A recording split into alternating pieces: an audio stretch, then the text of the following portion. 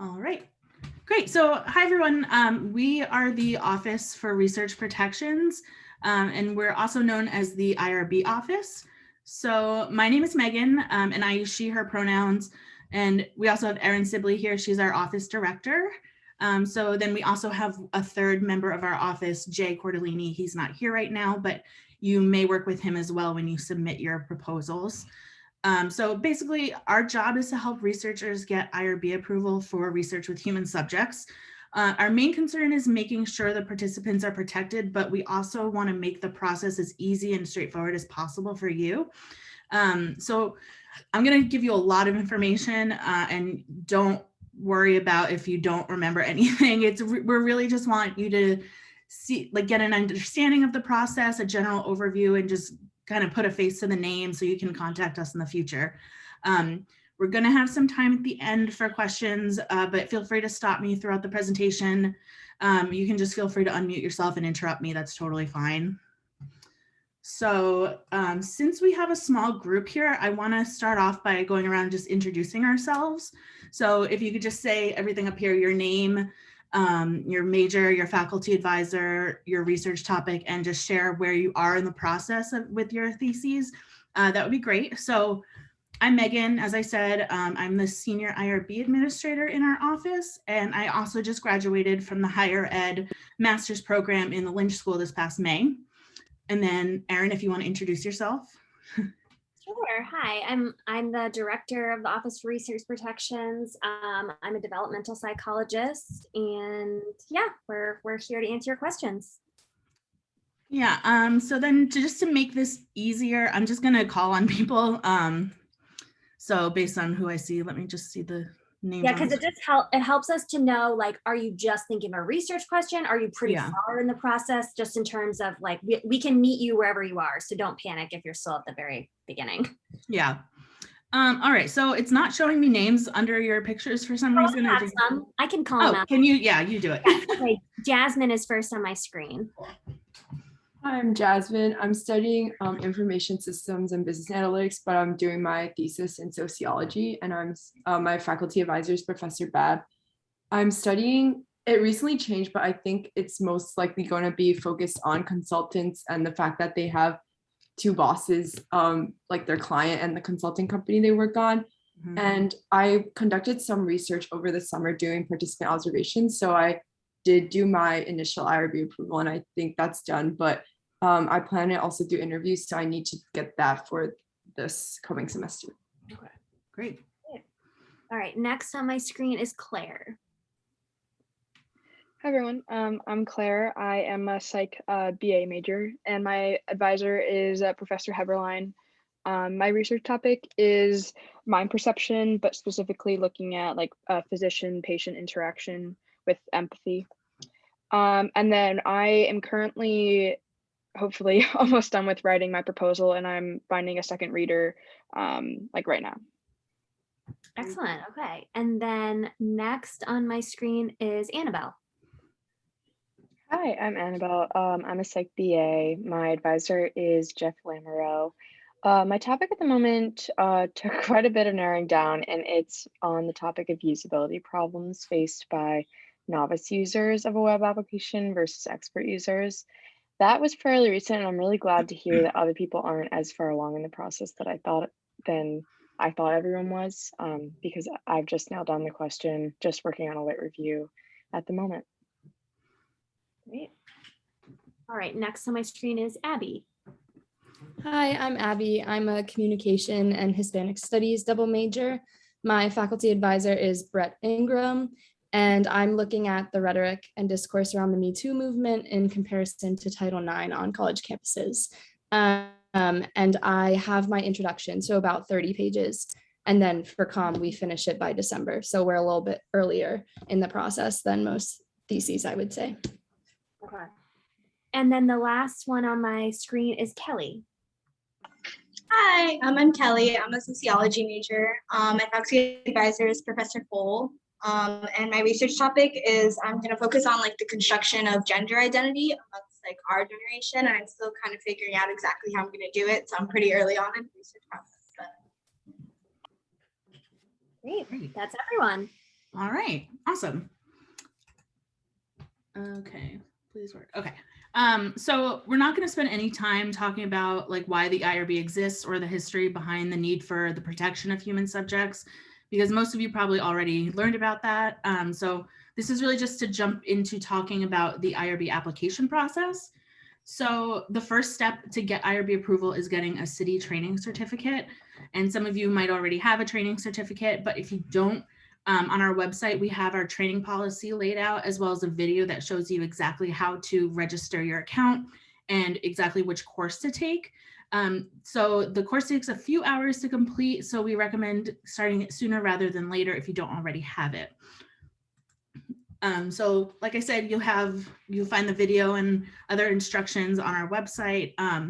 And there are multiple courses, so just try to pay attention to which course you're signing up for. Sometimes we'll have somebody take a course and it's not the one that we accept, and then they wasted their time and have to do a whole another course. So just that's why we made the video, to make it really, really clear.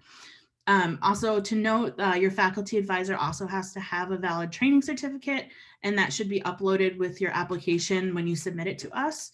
The training certificates are valid for 3 years, so you should renew your training before it expires. And the refresher course is much shorter than the original course.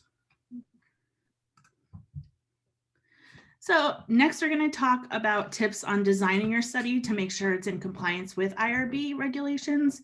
So in general, we can help make suggestions for your research design, but your faculty advisor should also be able to give you more in-depth help with it. So first, we'll talk about data collection and recruitment. So when you're coming up with how you'll collect your data, you want to make sure that the expected duration of the data collection is accurate. So if you have a battery of 5 assessments that are 100 questions each, don't say that the survey will only take 5 to 10 minutes. So we highly recommend that you pilot your survey or interview so that you have an accurate estimate. And you'll also be expected to state that estimated time on the consent form that your participants get. You should also avoid asking for any personal information that's not helpful for your study. So if you don't need someone's name for the purpose of your research, then don't ask for it. Instead, you could link the survey or interview with a code or a pseudonym. Another thing you want to make sure is to make sure the demographics questions are not overly detailed. So if you ask someone for their gender, race, religion, major, and graduation year, it's possible the participant could be identified if they're a Black female biology major who practices Buddhism and will graduate in 2023. That's just an example. For recruitment, you should make sure that you don't exclude a group of people just because it's not convenient to recruit them. So if you're doing research on first-year experience of college students, you should try to include a diverse sample of students unless you're specifically studying like the male experience. Also, power dynamics, such as a professor or a TA recruiting their students, can be coercive because they might feel like pressured to participate so that they get a good grade. So things like that, you want to create safeguards to kind of mitigate that coercive piece. Some ways that you can do this is having another member of your research team do the recruitment part, or just make it really clear in all your materials that it won't impact the relationship between you. So then also you should make sure that the compensation amount is not so high that it makes people feel like they need to participate. It's in general, we say it should be a thank you in recognition of the time and effort spent participating, and it shouldn't be contingent upon completion of the study. So if someone wants to stop your study early and you're offering compensation, you should prorate that amount or just give it in full. Also, probably won't apply to any of you, but if the amount is over $75, you have to contact Tom Lombardo in the controller's office because there might be some language about taxes that you have to put into your consent form. Also, for undergrad studies, we know most of you don't have funding, so don't feel like you have to have a research incentive at all. Most people, I would say, don't, and it's totally fine. So speaking of recruitment, you'll need to provide a copy of any flyers or email templates or other recruitment materials with your application. So this is kind of a silly example, but these 2 flyers are for the same study. So can somebody tell me which flyer is better from an IRB standpoint? And you can just unmute yourself. One that doesn't focus on the money, I'm assuming. Yes. Yeah, so again, it's kind of an obvious silly example, but the one on the left is really not giving any information about the study at all. You don't even know what the study is about or what you'll be asked to do. And it also way overstates the benefit that it has the potential to save lives and make money and all this stuff. But then the other study, the other flyer for the same study says it's about trauma. So maybe you don't want to participate because it's going to ask sensitive questions. It tells you exactly what's going to happen during the study, has contact information. It says it's voluntary. So just a quick little example. And so we actually, whatever recruitment you're going to use, we are expecting you to upload that into your form as a PDF. So just keep that in mind that it's okay if you change something later, you can always submit an amendment. We'll talk about that later, but we want to see your actual recruitment flyers, forms, emails that you're going to send out. Yeah, if you're going to even call people up, we would prefer to see like a loose script of what you plan to say. Again, just to make sure it's not coercive. So then the next thing to consider when designing your study is the consent process and data storage. So these are all sections in the IRB application too. I should specify that. There's a research summary section. So you'll have to put in pretty detailed information. So that's kind of where we're getting this from. So unless your study is an online survey, you should be checking in with the participant throughout the study to make sure that they know that they can withdraw at any time. The consent process, we always say, it's not just signing a form one time, it should be ongoing so that they know that they can stop at any time. If your study will take place online or on the phone, you can get consent electronically. Most people will do this by putting the consent form into Qualtrics and have a button or a checkbox at the bottom so participants can click that to indicate their consent before they're taken to the study. You can also get oral consent over the phone or on Zoom. If the study takes place in person though, participants really should sign a physical form. So signed consent forms also have to be stored separately from your data so it's not linked. If you won't collect a physical signature from a participant, there's a section in the IRB application that I'll show you later. It asks about a consent waiver or alteration. So you'll have to request to waive the signature part of the consent. Also, if your study involves minors, you have to get parental consent in addition to child assent. So if one of those parties says no, then they can't be enrolled in the study. As far as data storage, we have a specific policy that has to be followed, and it's on our website. But basically, we highly recommend that you store your data on the BC departmental server. It's backed up multiple times per day, and your building's technical consultant or faculty advisor should be able to give you access to it. So data can't be stored on your computer or a Google Drive or really any cloud-based systems. You can store your data on REDCap, which is it's similar to Qualtrics, and you can get access to that through research services in the library. Also, as far as transcription of interviews, right now the only software we allow is rev.com. We're working with IT right now to get more options approved, but if you don't want to use rev.com, you'll have to transcribe by hand. You can also put in a technical request with IT to get a software approved, but sometimes it can take like weeks or months to get approved. So if you don't want to hold up your study, then we recommend just using one of the other options. Also, signed consent forms should be stored separately from the data, like I said. But if you're audio or video recording anything, you should also consider how long you'll hold on to those recordings or delete them. That should go in the consent form and in your application. And you can also scan hard copies of the signed consent forms and upload them onto the server if you don't want to hold on to the paper copies. Okay. So another important consideration is the risks versus the benefits. So the study doesn't have to directly benefit the participants, and it probably won't, but some examples of benefits indirectly are the participant might feel good about contributing to research or having the opportunity to reflect on their own beliefs and experiences. And the risks should be examined completely. So if you're asking sensitive questions that could be triggering, you should state that in the consent form and kind of give them a heads up before they agree to participate. Okay. So we've already gone over a lot of these considerations here, but these are some of the most important things to consider when designing your study and applying for IRB approval. So make sure your consent form warns individuals if there will be any sensitive questions asked, like I just said. We also discussed already that the consent form should clearly state that it's optional to participate and that they can withdraw at any time. Also consider where you'll store your data, make sure it complies with our data storage policy. And when you think about your research topic, you should consider if it could be triggering in any way, and if so, how you can word the question sensitively. So I'll give you an example. A few years ago, we had a student research project that asked some questions about sex and sexuality, and it was a well-designed study. It was low risk. We approved it in our office, and we still had a situation where a participant was offended by the study and reported it to Student Affairs. And the researcher didn't get in trouble or anything, but it's just an example of why you should really critically look at the potential risks, even if they're not super obvious, and have a plan to reduce the likelihood that a participant would get upset.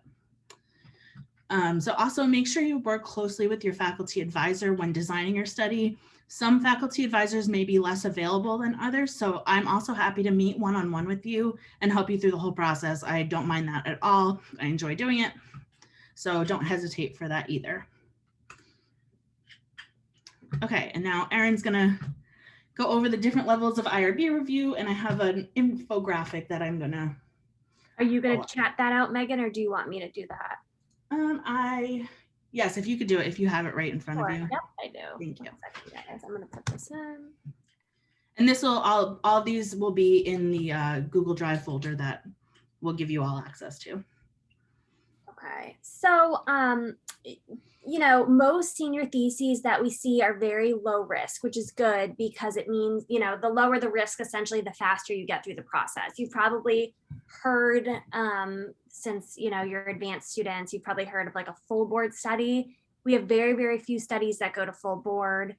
If they do, they're quite high risk studies, or they use pretty vulnerable populations, and the board only meets once a month.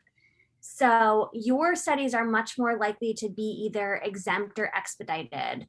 Let me make sure that I tell you all the exact notes we wanted to tell you. So there is some gray area in regards to what level of review your study will fall into. When you're filling out your application, there is going to be a page on the front. You know, one of the first pages will ask you what risk category do you fall into, and there'll be a little description of like the different exempt and expedited categories. If you're not sure, no worries. Take a stab at it, whichever one sounds right to you. And if it's wrong, when we send you your revisions to make, you can make that change as well. So don't panic about that. Just do, you know, make it your best guess. A lot of your studies are going to be exempt, which is our lowest level of review. Usually an exempt study might be, sorry, I just got a chat that says you don't have access. Let's see if I can give everyone access to this Google document. If I share it, and now I'm going to change it so that it's shared with BC. So as long as you're logged in, you should now be able to see it. Try that link again, guys. Sorry about that. And I can try to fix it after. Okay, I think it should work now though. So some of the minimal risk studies that we see, the big thing is you can't involve minors. So it didn't sound like based on any of your studies that you were going to be doing any work with kids, but if you have a study with kids, that would be anyone under 18, we'd probably bump you up to expedited. But a lot of things that are minimal risk would be like observational research in a classroom setting, any sort of like very benign surveys where, you know, you're sending out a survey maybe on Qualtrics, or you're doing really low risk interviews with people. Anything that's secondary data analysis. So a few of you might have a data set that's given to you by your faculty advisor, and you're just going to do analysis on data that's already been collected. Those would all be things that are exempt. And you can read through this infographic after this meeting or now if you want, with some specific examples. So things that are expedited we still consider them to be minimal risk studies, but they just warrant a little bit extra review than something that is exempt. So if you're going to do any kind of audio or video recording, I know Zoom is obviously a really popular platform for data collection now. That's likely to be expedited. If you're doing now surveys or interviews or observations, but now they're with children, then we'd probably bump you to expedited. If you're collecting identifiable information and it's sort of, it's enough information that it makes us a little bit nervous about how it could make someone identifiable, maybe in conjunction with a sort of small sample size, then we're probably going to make it expedited. So you can look at some of these specific examples that we have here. A lot of the work that we see from the Lynch School, for example, where they're collecting data directly on kids, that's going to be expedited. This is another example. If it's a focus group about undergraduate student drinking habits, well, now we're talking about something that, is technically illegal. So even though it's not like you're doing a study where you're asking them to drink alcohol, those exist, but you're asking about a topic that is potentially risky, then maybe we'd bump it up to expedited. And all that expedited means is that you kind of want to build in like 2 more weeks for your review, because we're actually going to send it out to a member of our IRB committee for comments. And they will read through the protocol, make suggestions, and then we'll send those suggestions for you to you. And though, the suggestions are they're not going to really make like scientific suggestions. Those are between you and your advisor. They're going to be more about like ways to safeguard the data, ways to protect your participants. So that's the main difference between the two. But like I said, when you're filling out your IRB application, make your best guess. And if you didn't get it right, we will fix it when you go through your revisions. Perfect. Okay, so that segues into the next part that we're going to talk about is just the timeline of getting approval. So I have another infographic here, and so you will have access to this one as well. But I'm going to copy and paste it right now. Thank you. So a common question that we get from researchers is how long will it take to get approval? So a general thing to keep in mind is that your response time to the revisions we ask you to make will greatly affect how long it takes you to get IRB approval. So sometimes we'll have researchers take a few months to submit their revisions. So then obviously it'll take a long time to get approval. Just a quick note too, last year we had the highest submission volumes in October and March. So when we have a high volume of submissions, our turnaround time is a bit slower. In general, August is very slow. So if you're ready, which I don't know if any of you will be, but if you're ready to submit your application in August, then feel free because we're pretty slow. So as far as this timeline goes, we already talked about step 1 is getting your city training. Step 2 is to submit your IRB application. After you submit your application, it'll go to your faculty advisor. And so your advisor shares the responsibility of the study with you. So they should look through it to make sure everything looks good. And at that point, your advisor can either send it back to you to make revisions on it, or they can sign off on it and then it will be sent to our office. We are not able to process or review your application until it's signed by your advisor. It's just the way our the system works. It's not even a policy thing. So if your advisor tends to take a while to respond to emails or might forget things, you may want to follow up with them and bug them to make sure that they sign off on it. We don't want you to be in a situation, which happens all the time, where you'll submit your application and your advisor takes 3 weeks to sign it. So we haven't even started the review yet. So once it's signed, myself or my colleague Jay will process your application and we'll do a pre-review. So that just means that we want to get it into the best shape possible before it's sent for an official review. It's very rare that your application will be perfect. Even faculty members, I would say most people, we ask them to make between 5 and 10 revisions as just a general estimate. So after we pre-review your application, we'll send you that list of revisions. And try to make them as soon as you can, just to not hold up your process anymore. Then you'll resubmit your application. And then again, your faculty advisor will have to sign off on it. So just make sure you stay on top of them if you feel like you need to do that. We'll make sure you made those revisions adequately. And if you did, then it'll be sent for review. So if your study's exempt, it'll be reviewed by a staff member in our office. And this typically takes, I'd say, 2 to 3 days, depending on our submission volume. If your study is expedited, it'll go to 1 IRB member and they're given 2 weeks to complete the review. Sometimes they get it done in 3 days. Sometimes they get it done in 2.5 weeks. We try really hard if they're running late to put it on our own plate and reassign it to somebody just to get it done more quickly. But sometimes they're a few days late. So then the reviewer, I'll just pull this up. So the reviewer then will either approve your study or request more revisions. Most of the time, if they do request more revisions, they indicate that we can look at them and determine whether they're made adequately and then approve it if they are. But sometimes a reviewer will want to see the application again. So again, that could add a little bit more time. Then once all your revisions are made, then we send you your approval letter via email and you can start your study.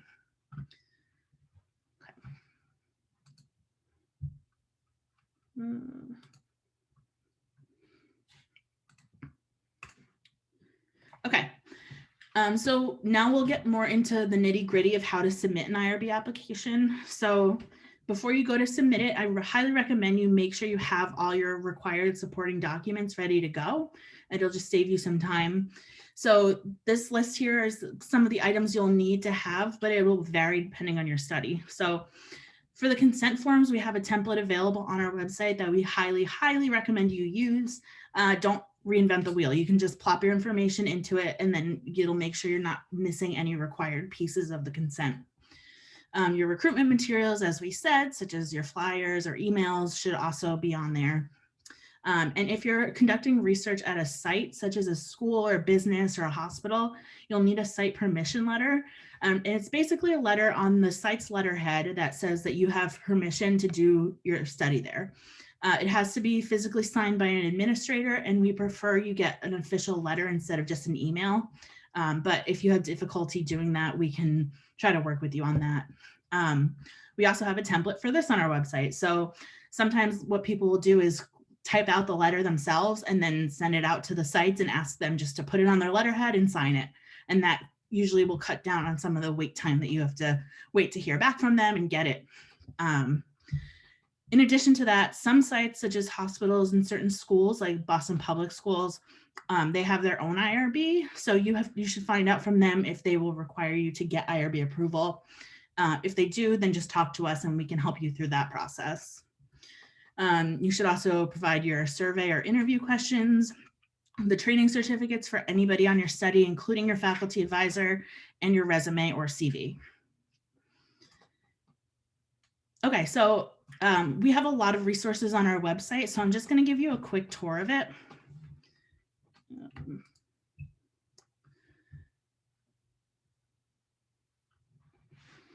Sorry, this bar is in the way. Okay, so the web address for our website is bc.edu/ORP.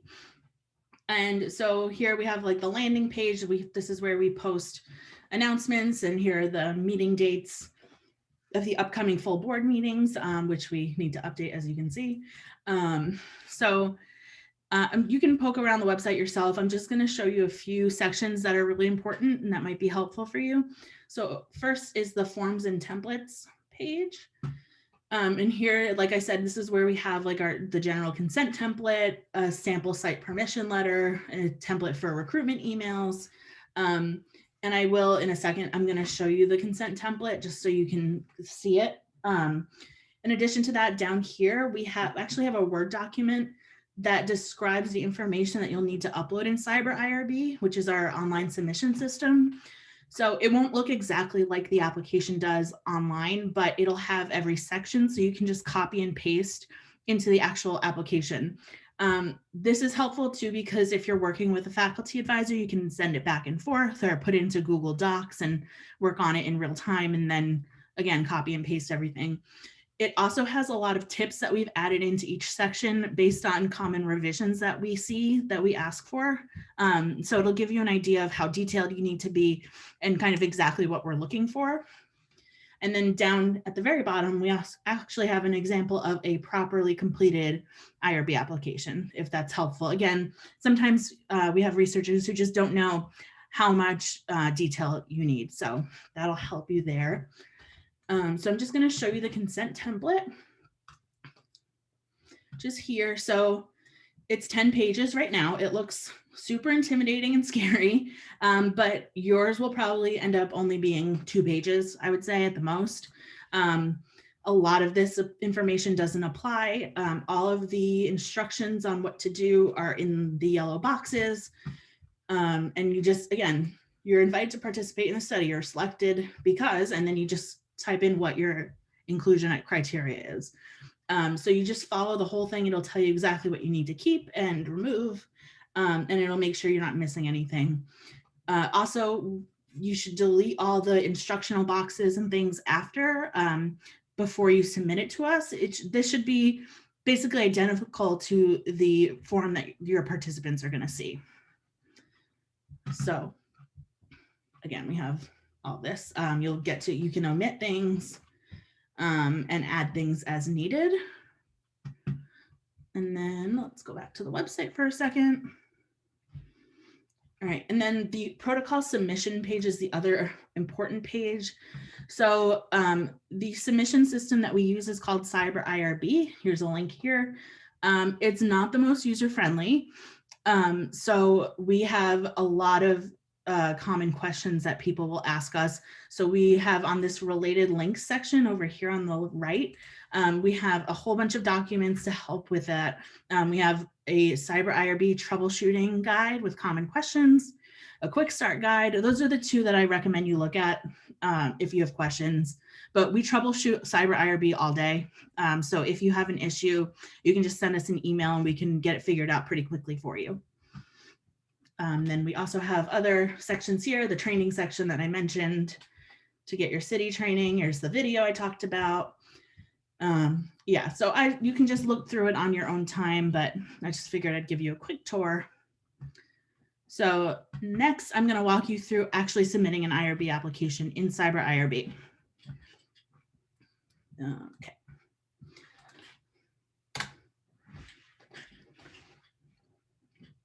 So you'll log in with your BC information, and it'll take you to this page here. It's taking a little while to load.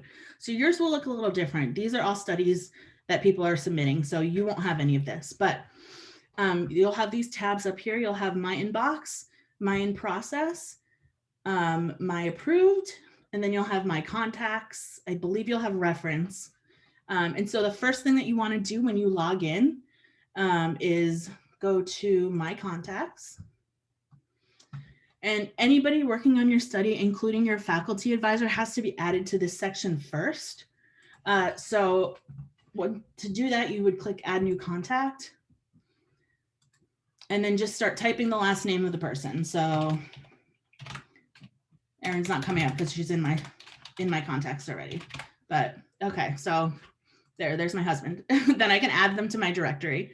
If they don't have, and if they don't come up here, you can click create new cyber ID, and that'll just give them an account on here.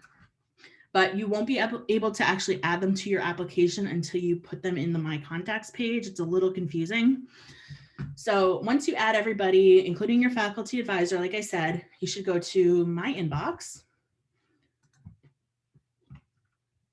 And on the left side here, click Initial Submission. And you don't have to worry really about any of this stuff on the bottom unless you're working with a site that also has an IRB. So I'm not going to show you that right now, but so if you're starting an initial submission, click there. And we're just going to go through the whole process right now. So this is your protocol summary page. It's kind of the landing page of your protocol, your specific protocol. You can get to this page at any time if you click Return to Protocol Summary. It'll list here who's on your study. Here in a few minutes, you'll see some supporting documents that we upload. But to start working on it, you just click over here. Here are all the sections of the application. So click Title. And I'm just going to write test and everything just to make it easy.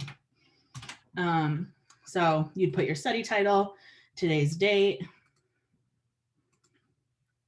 and then you can navigate either by clicking next over here on the right-hand side or just jumping to the next section. So here's where you would add any research staff. So PI is principal investigator, that's you. So you'd add yourself, and I will do that right now.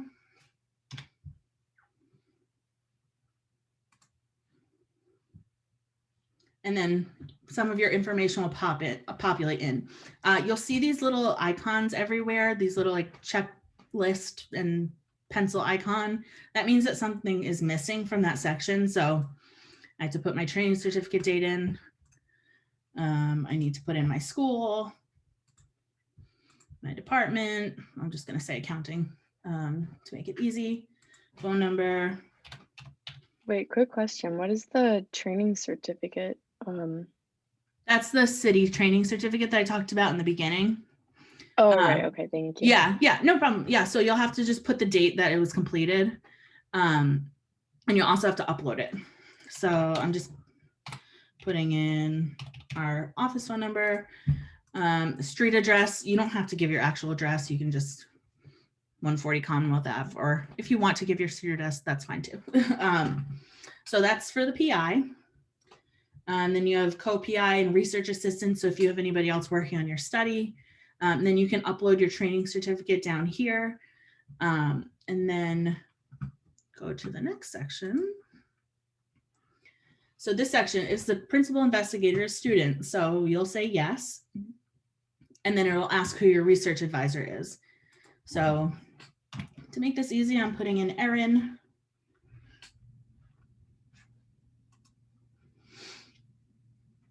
And that information populates, or you might have to put it in. And next. Okay, so this is research risk. That's what we talked about earlier as far as exempt versus expedited. It asks just a few questions. It's not greater than minimal risk. It doesn't include prisoners. And I'll say I'm doing an exempt study. And if you want to click, if you click category number here, it'll download a list of all the categories and descriptions if you want to read them. But like we said, take your best guess. So I'll put 2. So if you make a mistake and we say that it should be expedited instead of exempt, it's as easy as just clicking a different box. It's super easy. So now it'll ask you more general information. So it's not a clinical trial. If you have funding, you'll put it here. I'm going to click none. And then there's this second question. Do you plan to apply for funding in the future? Sometimes people will like forget, they won't notice this question. They won't put an answer, and then it won't let them submit their application. So that's where I say it's a little finicky sometimes. Like you might not be able to figure out what you're missing, and it might be something kind of hidden. So, and we know all of the common things, so you can just ask us too. So total number of participants, I'll say 50. I'm not including a specific gender over another. The age group, your estimated start date, and again, estimated end date, it really doesn't matter that much. We mostly look at the start date. Why is it being conducted? So I'll say undergrad coursework. A long-term follow-up with participants, no. This asks about special study populations. Again, there are additional considerations when working with minors or prisoners. So we want to see that there. And again, these are also sensitive topics. I'll say none of the above. So this is kind of the most important section, I would say, of the application, and the one that I personally read the closest. So this is the research summary. So the problem, I'm just gonna say test for all these sections, just because we don't actually have a study we're doing. But if you look in that Word document that's on our website, it'll show you all these sections. And then again, little tips of, oh, you want to say how long it'll take and where your interviews will be held and what questions you're going to ask, things like that. It'll tell you kind of exactly what we're looking for. So. And then you can upload your survey and interview questions here. It asks you about your research population and how you'll recruit them.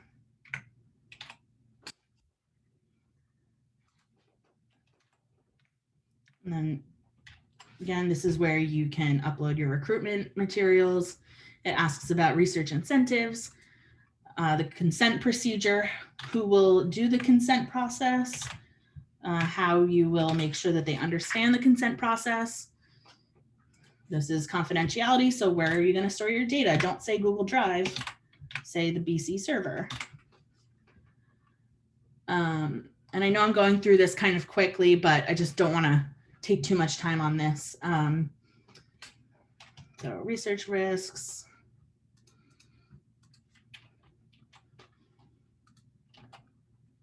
Research benefits. Your resume. Then we go next. So this page is about the consent process. So unless you're doing secondary data analysis, you need to have a consent process. So the first question is asking if you're requesting an alteration or waiver. So if you're going to waive that physical signature, this is the section I told you about. So if you want to waive the signature, you'd say yes here. Then all of this will pop up. And it will say, are you asking for a partial waiver? So you're not trying to waive the entire consent process. You're just trying to waive part of it. So you would say yes to partial. And then these are all the required elements of consent. And so you would select the one that you wanted to waive. So I just know it's the second from the bottom is the one, the consent form must be signed and dated. So you want to remove the requirement for signature. We're not asking for a total waiver. So that would be a no. We are asking for a waiver of documentation, the documentation of the signature. Then it also says, are you asking for a waiver because it'll be conducted online? So you say yes. Please describe what elements of consent. You would say waiving the signature because it's an online survey, something like that. Okay, so you'll actually see here on the left side where it shows all the application sections that there's still that little clipboard next to the informed consent section that I just filled out. So that means I forgot to fill something out. You can click on the clipboard here on the left. And at the bottom here, it should, see, this is finicky. It should list right here exactly what's missing. So I guess nothing was actually missing and it just took a second to register that. So we'll just go to the next section.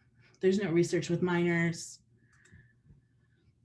Research sites. So if you're collecting data at an elementary school or something like that, you would say yes, and then a few other questions would pop up. I'll just select no. This section is all about conflict of interest. So it's most of the time it's a no, but just make sure you read through it. And then the last page is the signature page. You don't actually sign anything here. So now you see all of the boxes here, none of them have that clipboard. So that means everything is filled out correctly in the application. Then if you return to the protocol summary page, which again is that like home page, that landing page, you'll see here there are a few more documents added. And throughout the application, wherever you uploaded your documents, they'll all show up here. So you can also just add additional documents just to this general area too. You'll see the little clipboard icon next to these two because I haven't actually uploaded my resume or my CV or my training certificate. So I'll do that right now just so it'll let me submit. I'm just going to put something random in it.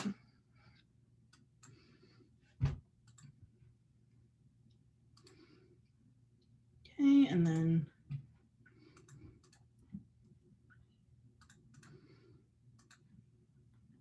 that. Okay, so one other thing I will show you in the supporting documents area, there are these columns here. So complete, combine, make sure in the complete section, all these boxes are checked. I don't know why it requires that, but sometimes it won't let you submit if they're not checked. Again, that's why this system is not the best, most user-friendly. Don't worry about combine, that's for us, so you can just leave that alone. And now everything looks like it's good to go. It's good to sign and send. So I will click the sign and send button in the left side over here. And this is just saying you're electronically signing and that you agree to all our policies and everything. So then click send.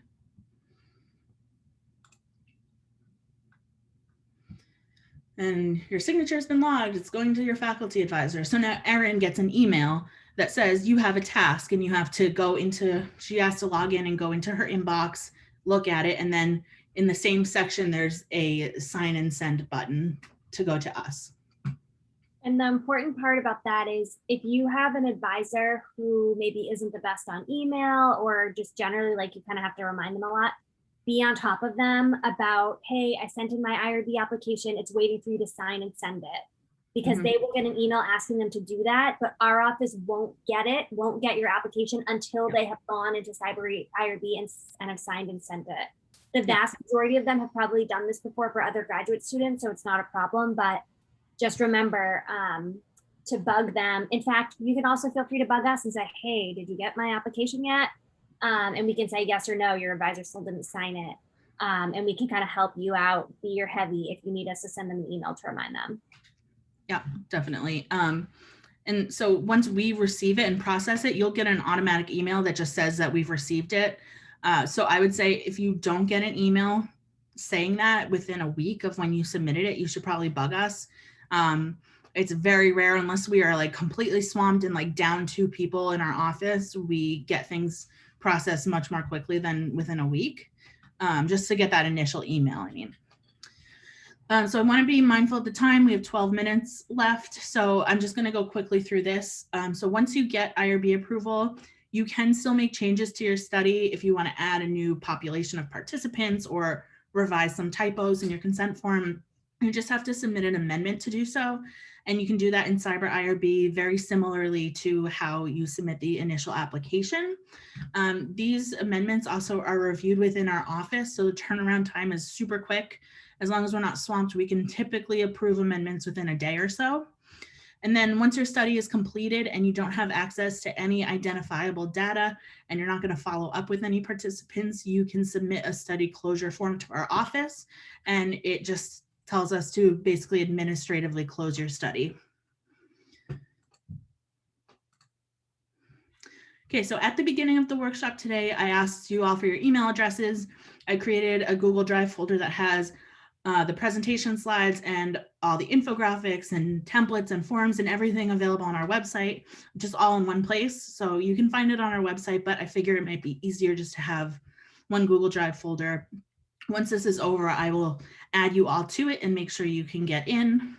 And if you can't, just shoot us an email. So you've heard me talk a lot.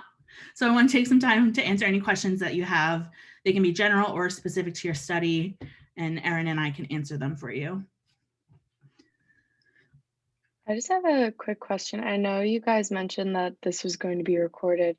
Will that be emailed out or shared? Just because I feel like I'd love to go back and look at like how you navigated through that application so fast. Yeah. Website, Megan, I'm thinking maybe just putting it right on the website is the best thing. Yeah. I've had a few other students who couldn't come tonight ask for that. So yeah. We'll do that. We can do, I mean, I can even add it to the Google Drive folder also. Yeah, absolutely. Just in case it doesn't work on the website or something. Sure. But yeah, and again, if you want to contact me, I'm kind of serving as like the mentor, I guess, for this group. So I've held so many hands walking through this whole process that I'm happy to do it. We can do a Zoom, or you can come into our office at some point, and I can show you everything. This is a small question. Oh, go ahead, Claire. No, you can go. Don't worry about it. But are we able to still change the title of our project once we are approved? And does that count as an amendment? Or because I'm kind of toying around with a few even now, and I feel like it could change based off of the results that I get from my research. Yeah, you can definitely change your title. You would have to submit an amendment for that, but I don't want to promise this, but we could probably approve that like the same day that you submit it, depending on, again, if we're super busy, but that's a very small change. So, but Yeah, we do need it documented. And the other thing is, if you don't have like federal funding, it's not a big deal at all if your IRB title doesn't match your project's title. I mean, I personally, like mine usually have not mapped up in the past. The only time it usually matters is when you have a federal grant. So some faculty have to like match the title, but otherwise, like, don't worry about that. Thank you. I had a question about the context part of the Cyber IRB. You mentioned that you have to add your advisor, but the other people you were talking about, so is that any like RAs that you have running, or who do you add to your contacts? Yeah, so you'll have to add everybody because I don't know if you remember, but when I was actually filling out the application and I added my advisor as Erin, you saw that huge drop down list of all those people. If you don't add anybody to your contacts page, there will be nobody in that drop down. So you just have to add anybody working on your study at all. So if you have an RA or anybody like that, or even if you have 2 advisors, anybody should be on that.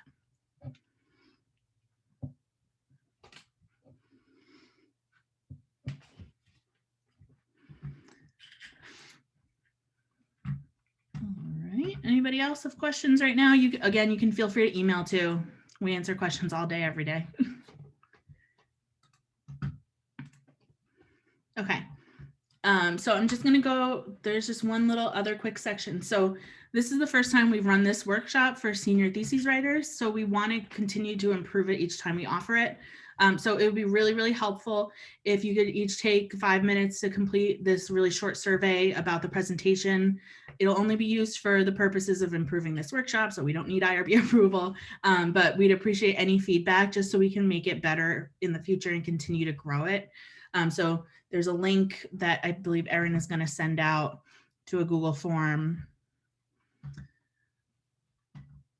One of the questions on there, I muted myself, is we are going to offer this one more time in the fall. So if you miss us, you can just come back in September. But let your peers know in your programs. And so one of the questions we ask you is when we should offer it in September, because it would just be helpful. That question is especially helpful for us to know, like for BC students, what's a night where like people don't go out as much or don't have as many activities and stuff, so that we can, and our guess is doing it at night is probably the best way to get people so we don't conflict with classes. So please let us know if there's a certain time of day, even like month, like should it be in September? So let us know what you guys think. Yes, we're very open to any feedback you have. And then lastly, here's all our contact info again. So our general Gmail email address, it's monitored by all 4 of us in our office. So I would say you'll get a faster response that way than calling sometimes. And I also put my personal BC email there. Again, feel free to reach out. I love working with students. I love helping you through this process. So I'm happy to do that and answer any questions.